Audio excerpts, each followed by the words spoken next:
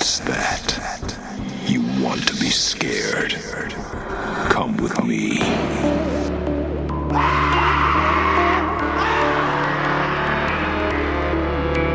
You will experience tales of horror, ghosts, and death. It is not recommended for the weak at heart. Listen in the dark. It's more fun that way. This is Weekly Spooky. Hello, my friends. I'm your host, Henrique Couto, and thank you for joining me for another weekly terror. And speaking of terror, it is about time for Valentine's Day. And is there a more just completely divisive holiday than Valentine's Day? It's a day that is, it seems to be heavily celebrated by many, many people, but I see lots and lots and lots of people lament about the day, and why wouldn't you? You get on your cell phone and it says, hey, 5 years ago today, you were with this person who maybe doesn't even respond to your texts anymore.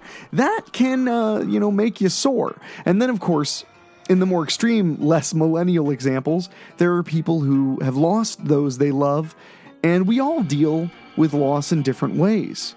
Well, this week's story perfectly captures the complex dichotomy of how Valentine's Day makes us feel, and it does it with easily some of the darkest humor I have ever had the pleasure of reading. So I don't want to keep talking, because this episode, we got a story that's a little bit on the long side, and it has every right to be, because I guarantee you're going to enjoy it, you're going to feel creeped out, and I'm going to love every second of giving you those goosebumps. But before we do that, I just want to mention, you're listening to this, please consider subscribing on your favorite podcast app or subscribing on YouTube. If you're listening, I just want to put that little call to action in there. But right now, we've really got to get to this story, because I need you to experience it right now. So enjoy this, and afterward, we'll chat a little bit and maybe share some, some dark chocolate and have a little romance of our own.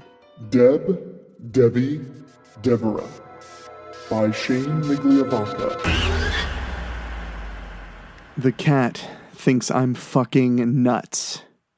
She may be right. I'm wearing my nicest dress. Dean Martin is on the stereo, and I have a gun to my head. I'm dancing with my dead husband on Valentine's Day. Angel, our cat, died 3 days ago. Her ashes sit on the mantel in an urn next to my husband's. I see her on her favorite spot on the couch, watching me. She really is an angel now. I pull the hammer of the revolver back. I'm ready to join them. Click. Son of a bitch. Empty. Good job, Deborah. I forgot the fucking bullets. I drop the snub nose on the coffee table. I haven't found where Johnny hid the bullets. He bought the gun for me, worried about us being all alone out here in the boondocks. What good is a gun if the bullets are hidden? Excuse me, Mr. Rapist, while I find the bullets to shoot you. Maybe Johnny never got around to buying any. Ain't that a kick in the head, Dean? I drop to the couch, defeated. My mind isn't what it used to be. Grief and despair have pushed everything out to the point that I have trouble dealing with the day-to-day shit. It's for the best, I suppose. I'm not a religious woman, but I'd like to think there was something waiting, After that, I could be with them in some kind of way. If there is a God and suicide is a sin, I better not risk it.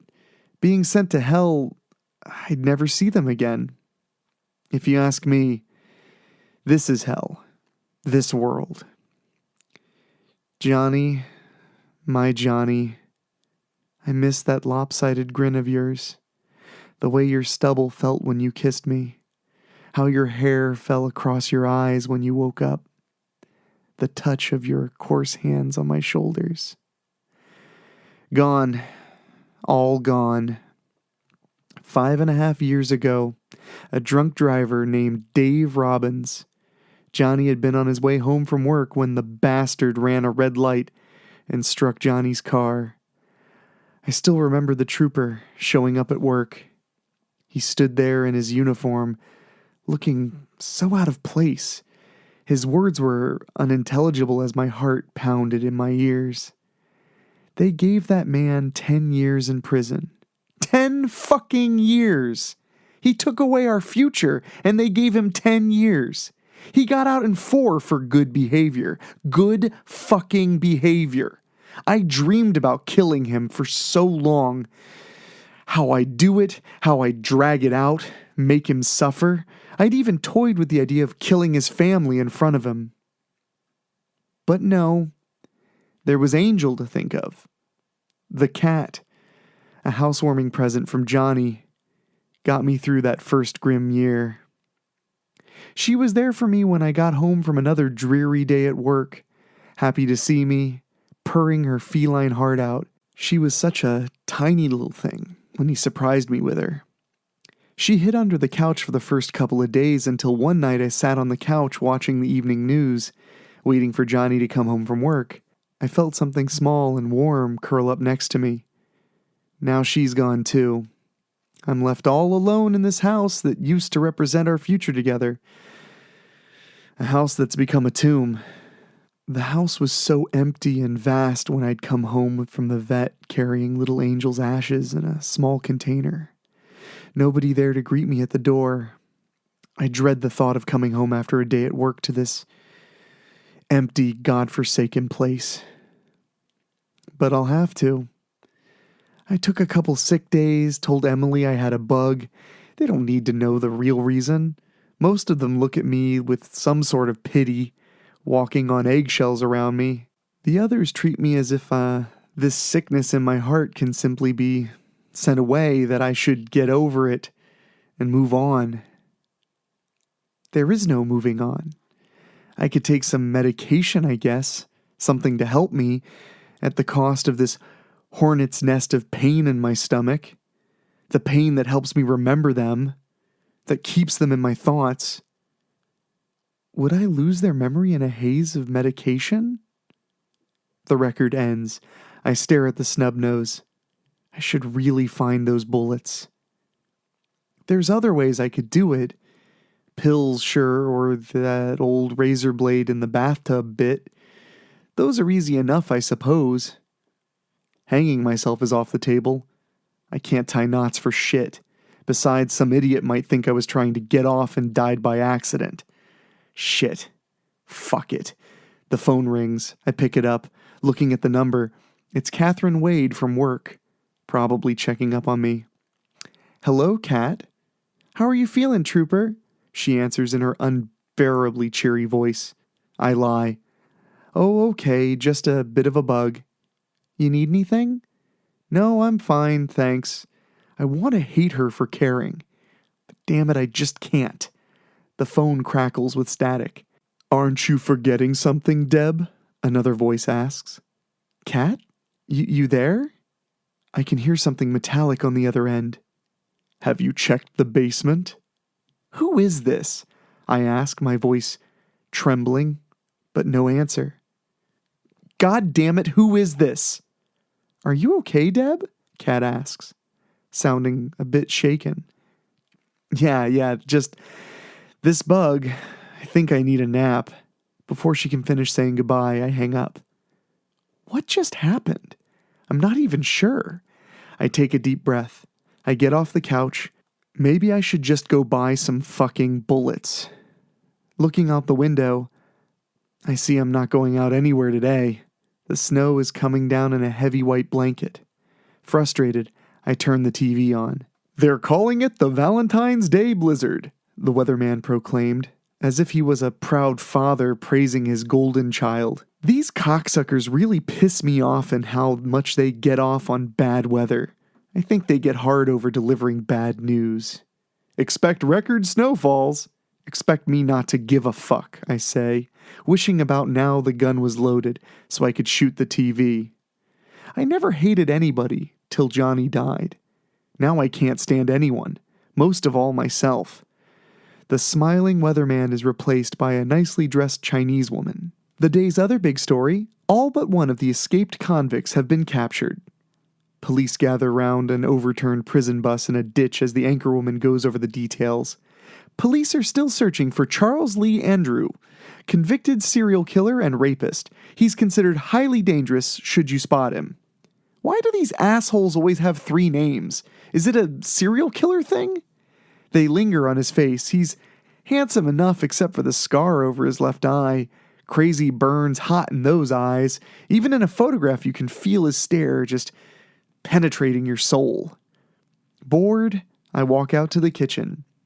A drink maybe, and a sandwich. Dirty dishes clog one of the 2 sinks. I've let the house go to shit.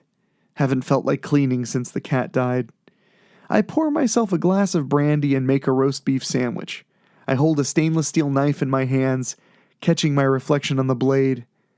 The house isn't the only thing that's gone to shit. I look terrible. My hair's a mess. There's bags under my eyes. Fuck it all. Why should I care how I look? It's all a sick joke. The blade quivers in my hand. So sharp. One of those as seen on TV jobs you get at a Save Mart. Why, I bet if I just took the knife and sliced... Debbie...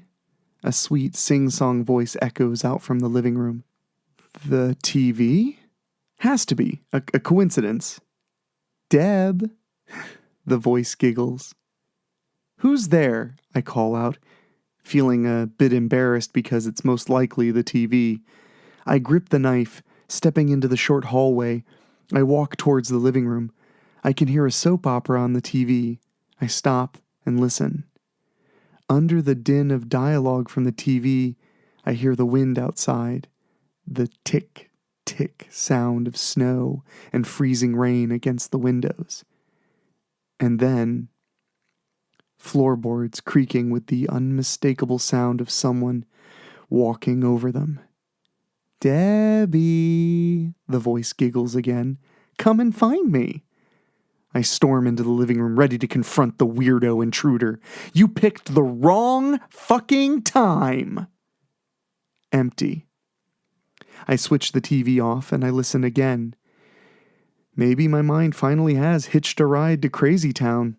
The house is still, silent, save for the wind and snow outside. The furnace in the basement rumbles on, making me flinch.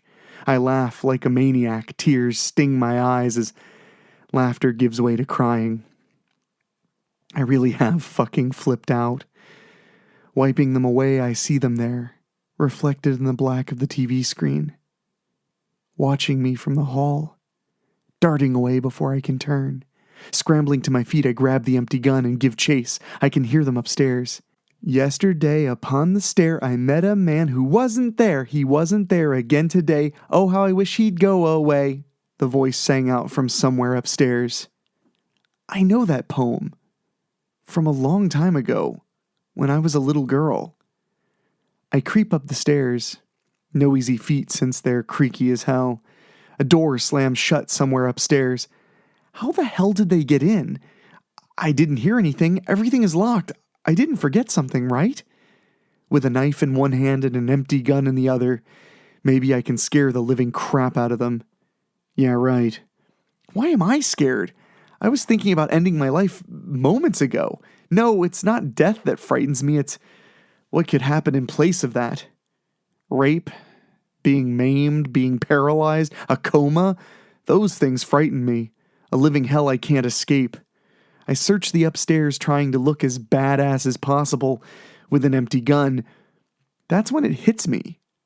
I am fucking nuts. There's not a living soul up here.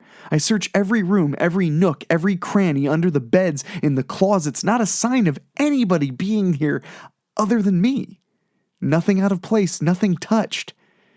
Feeling tired, I walk into the bathroom connected to the bedroom. I run cold water over my face and stare at my haggard reflection in the mirror. Through the open door, I see the bed, sitting there, legs hanging over the side, a dark figure, watching me. I spin around, nearly slipping on the tiled floor. Who the fuck? I blurt out.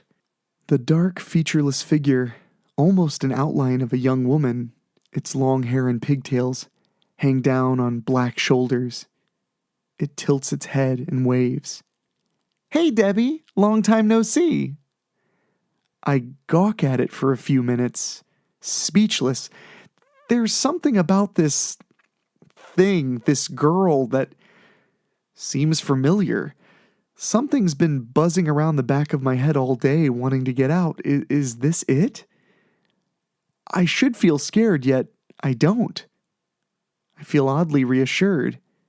"What's wrong, sunshine? No hello for good old Maddie?" "Maddie?" I stammer, my mouth suddenly dry. "Was that you running around the house?" "None other. Don't you remember, Deb? How we used to?" I rub my head. There's a stabbing pain. Something wants out. Poor old Deb went and grew up.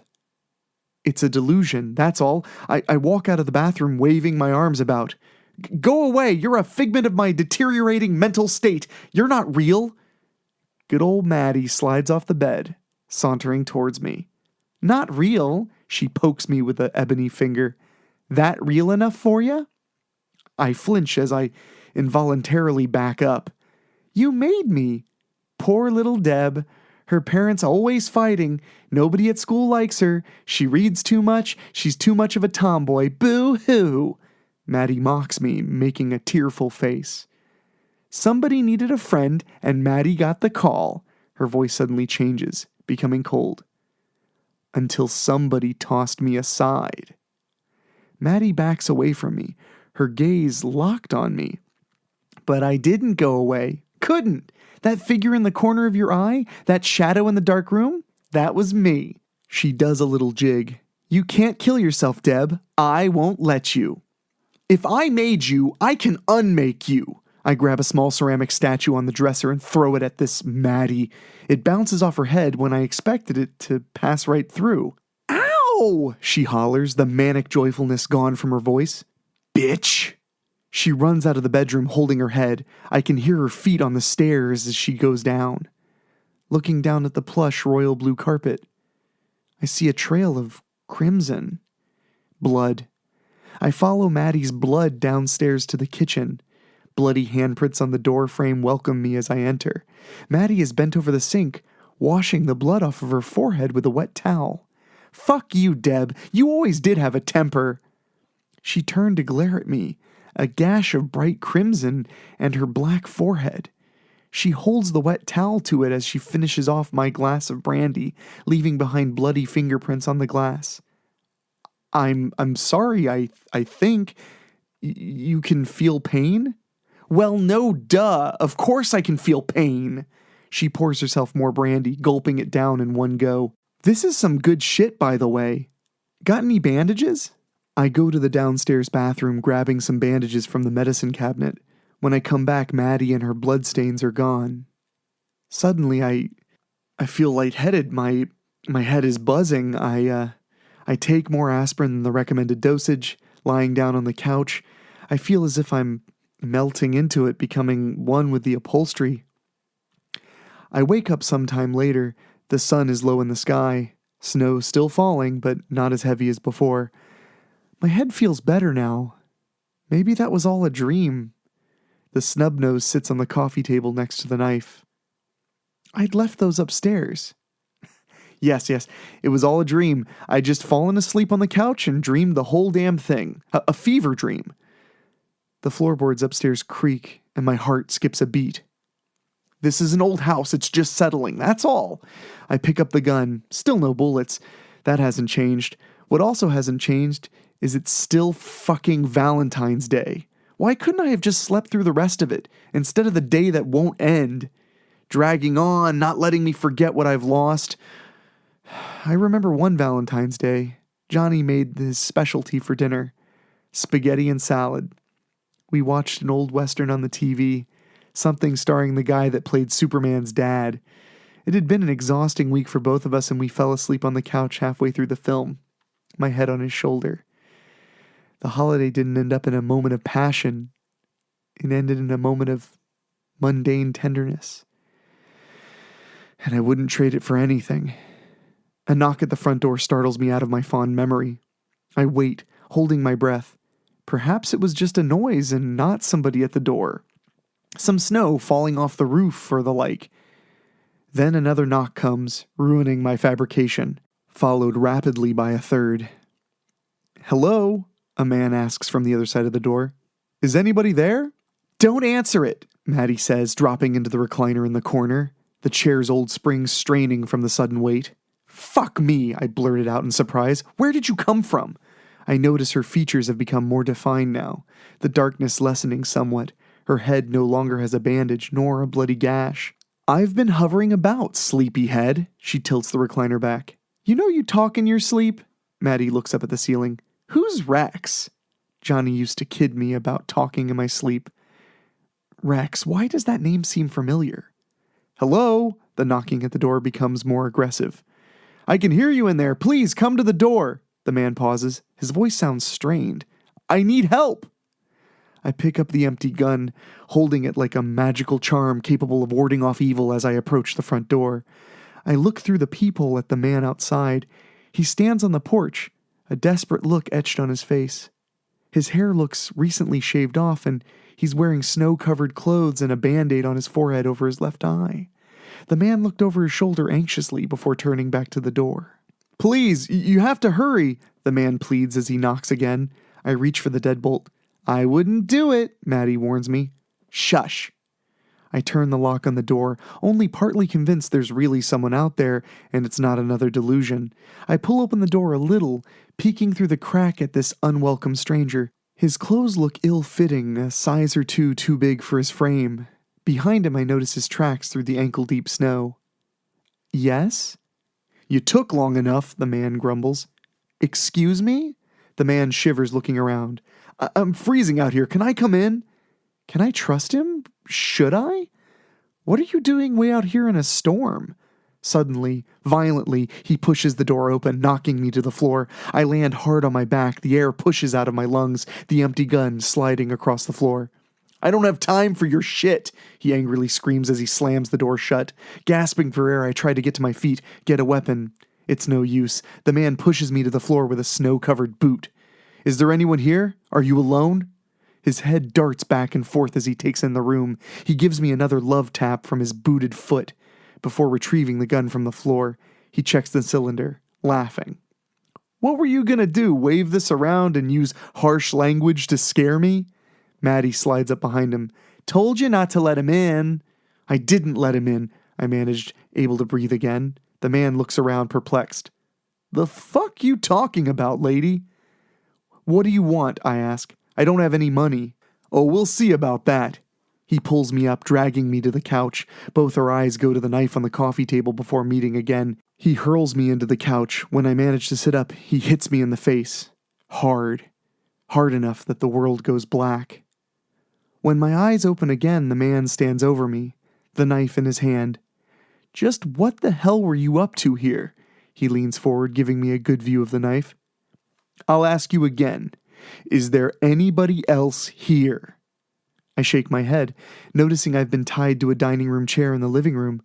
I can taste blood on my lips. "If you're lying, I can make it very unpleasant for you." I glare at him, more angry at myself than him. For once I should have listened to the delusion prancing around my house. As he looks down at me, I recognize who's invaded my home. Charles Lee Andrew, serial killer and rapist. With this revelation, a stark fear creeps into my belly. Yes, I want to die, but not like this, and not by his hand. "I'm gonna go poke around. You sit tight." He goes to leave and stops. "Last chance. There's nobody here, right? Because if there is, they're fucked." I shake my head again. Satisfied, he leaves me alone as he searches the house. Our house. Johnny and me and little Angel. He has no right to be here. Fear begins to give way to anger, this time directed towards this interloper. I can hear him in the kitchen, opening and closing the fridge. He walks back into the room eating a leftover chicken leg. "Good chicken. You make it?" He smirks a greasy chicken smile. I stare holes through him, imagining his body being riddled with bullets, jerking around in a death dance as flesh and bone are shredded in a hail of lead. Of course, that would leave a hell of a mess, one I really wouldn't want to clean up. "You know, you look like shit," he remarks, setting a plate with the half-finished chicken leg down at the coffee table. "I mean, other than where I socked you in the kisser." I watched as he looks out the window. "This is perfect. With the storm and this place being in the middle of nowhere in East Jesus, the cops won't be around. I can definitely lie low and catch a breath." He bends down close to me and locks me in his gaze. "And I definitely plan on having some fun before I go." He tries kissing me on the lips. I manage to pull away and he kisses my cheek. I turn my head in disgust, seeing Johnny's urn on the mantel. I start to cry. I don't want him to see this. Not my Johnny. The bastard notices my tears, sees the urn and the picture of Johnny next to it. "Aw, what are you crying about, sweet cheeks?" He picks up the picture, gawking at it with those soulless eyes before turning his attention to the urn. "This your dead hubby?" "Fuck you," I spit out between sobs. "You will. Don't worry. You will." He drops the picture to the floor, shattering the glass. "First, I think I'll look around and then freshen up. Maybe take a nice shit and see if you still have some of your old man's duds. Seeing your little shrine here, I'm willing to bet that's a yes." And then I'm left alone. Left alone to think about this mess I'm in. Mess. It's a fucking nightmare. I can hear him moving about the first floor, ransacking the place and making comments, stoking the boiling anger inside me. I struggle against the ropes holding me to this chair. I flex my muscles, imagining myself bursting through the ropes with sheer force of will. When this fails, I slump in the chair, tired and defeated. Maybe I will die this day, just not how I envisioned. "Come on, you can do it, kiddo." Maddie sits down on the floor in front of me. "Easy for you to fucking say," I grumble. "Why don't you help me?" She lies down on her side, propped up on one elbow. "It don't work like that. Gotta do it yourself." That fucking figures. "Cheese it," Maddie warns me. I could hear him coming back down the hall. After a tense couple of minutes waiting, he appears in the doorway. "Not much down here. Got a question, though. What's with the lock on the basement door?" I shrug. "I don't know. Doesn't everybody have that?" "Sure, I'll deal with that later. For now, I'm headed upstairs. Hope this shithole gets better on the second floor." Maddie sticks her tongue out as he walks away. "What a dick!" She turns back to me. "Come on, now's your chance while he's screwing around upstairs." I'm thinking, I say before letting out a loud fart. Maddie backs away, waving at the air. "Oh, fuck, really? Sorry, just the stress." "I think something died," Maddie coughs. "You could kill him with that reek." "Sure, you can smell that, yet you can't help me." "Hey, I don't make the rules." She stands, holding her nose. "I'm gonna sit this one out." Maddie leaves. Finally, a chance to think. I can hear him upstairs doing God knows what. Maddie's right. I have to get free. Unable to do anything but look around the room and think, I start to form a desperate plan. By the time he comes back downstairs dressed in some of Johnny's clothes, night had fallen outside, and I had a plan. He now has a piece of paper in his hand. He holds it out, showing me a newspaper clipping about a missing man. "Who's this? You got all these clippings about the search for this guy." He picks up Johnny's picture from the floor, shattered glass falling off. "Don't look like your husband," he grins. "Did you have something on the side?" My heart races. Somewhere deep in my mind, a loud banging starts. A door that desperately wants to open begins to crack. "I know who you are. Charles Lee Andrew. You're on the run." He grins, a devil's grin. "My reputation precedes me. Then you know how dangerous I am." "I know you're just a sad, sick shit who gets off hurting women." "Then you should be nice to me." I ignore his words, watching how my words hit him. "What's wrong? Daddy beat you? Mommy didn't love you enough? Boo fucking who, Charlie?" I fake cry. This was too much for him. He storms over to the mantel, grabbing Johnny's urn. "Shut your fucking mouth, whore!" He opens the urn, forcing my husband's remains into my mouth. I choke on the ashes, my eyes burning. Finished, he throws the urn down across the room. That's one way to suck your husband, the son of a bitch laughs. I stain for air, coughing out clouds of black. That's all you got, pussy boy? I say, hoping to push him further. I bet Mommy used to touch you and call you her special little boy, and you liked it. Give you a nice hard one, did it? I smile with ash-covered lips. No, maybe it was Daddy who did the touching. Cunt, he screams, every letter filled with venom. Lifting me and the chair off the ground, he slams me down on the floor. I scream out in pain as my arms are pinned to the floor by my own weight. Not wasting any time, my now numb hand gropes around on the carpet. Come on. They have to be here somewhere. Those shards of glass from Johnny's picture. If I can just grab one and get enough time to use it. But this enraged asshole isn't giving me much of a chance. He looms over me, kicking at my downed body. I need to get a look at the floor. Thankfully, this douchebag didn't see fit to tie my legs to the chair. I kick out. After a couple of tries, I score a direct hit, hitting him in the balls, doubling the bastard over and buying me some time. I roll over onto my knees, my eyes searching the carpet. There. A couple of big shards of glass. I roll over onto my back, trying to keep the gap of the chair's back even with the glass. I keep my eyes glued to the bastard as my fingers run over the floor, feeling for more. Charlie glares at me as he clutches himself in pain. The jagged glass cuts into my fingers when I find it. I poke my arms a couple of times as I line the glass up with my bonds, the glass slicing into my hands as easy as it does the rope restraining me. I feel my hands come free as Charlie limps toward me. Anger so intense I can feel its heat, boils out of his very being. Freed of the chair, I push away from it, kicking it into his path. Pained, he barely dodges it. His face red with rage, Charlie lunges at me, his hands at my throat. I strike out with a shard of glass. Thank you, officer. I appreciate it. I smile at the trooper on my porch. Just doing our job, ma'am. The storm really hindered our search. Well, as you can see, I really got snowed in here. Not that it matters. You're the first visitor I've had in ages. After a little small talk, the trooper leaves. I watch him leave, locking the door as he drives off. I lucked out. I was shoveling off the porch when the trooper showed up. My cut hands were covered up by black and purple gloves. If he'd seen them, would he have known? Would he have probed further? I don't know. I pick up a set of keys from the stand by the front door, my hands still sensitive as they begin to heal. I walk to the basement door, unlocking the silver padlock and stepping down into the darkness. The nauseating smell of feces and piss burn my eyes and nose. I need to buy a couple dozen air fresheners for down here. My hand runs over the wall, stopping at the light switch. The basement lights hiss to life below me. I feel as if a great milestone has been taken off my shoulders. During that fight with Charles Lee Andrew, the door, buried deep in the back of my mind, finally flew open. Just in time, too. I step onto the cold cement floor and I'm greeted by a pitiful, sobbing grunt. Music to my ears. How are we doing today, Charlie?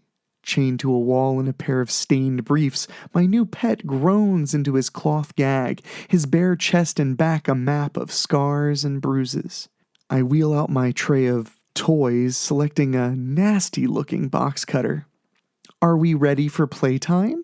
Charles Lee Andrew, once a feared killer, tries to plead through his cloth gag, no doubt begging me to let him go. Don't worry, love. The cops don't even think you're in this county anymore. From the other side of the basement, chains rattled as he stirred. A thin, filthy man emerged from the shadows, crawling on all fours. His knees bore the scars of 2 bullet wounds. Don't worry, Rex. Mommy won't forget you again, I coo. I turn back to Charlie. I think Rex is a little jealous of you. Don't worry, you two will have plenty of time to get to know each other. Perched on the stairs, Maddie watches with delight as I begin to slice. There's a whole new meaning to be mine. Oh my goodness. You know, Shane Migliavacca has quickly become one of my favorite contributors on Weekly Spooky. He did an incredible job with the story around Christmas time. and he really delivered the goods on Valentine's Day. I could not have asked for a more sick and twisted celebration of, of love and togetherness, of Hallmark cards, etc. And boy, that was a fun one to read too. I really tried to get into the mindset of just this kind of manic, self-deprecating humor, and I loved every second of it. And I want to thank you guys for sitting through another wonderful episode of our show. I'm going to get out of here because I am crazy busy. If you didn't hear last week, the latest film I directed, which is called Ouija Room, like the Ouija board, but it's a Ouija room, was released nationwide in Walmart stores. So please, if you're at Walmart, see if they've got a copy of Ouija Room, and if they do, it's only $10. I'd really appreciate it if you check it out.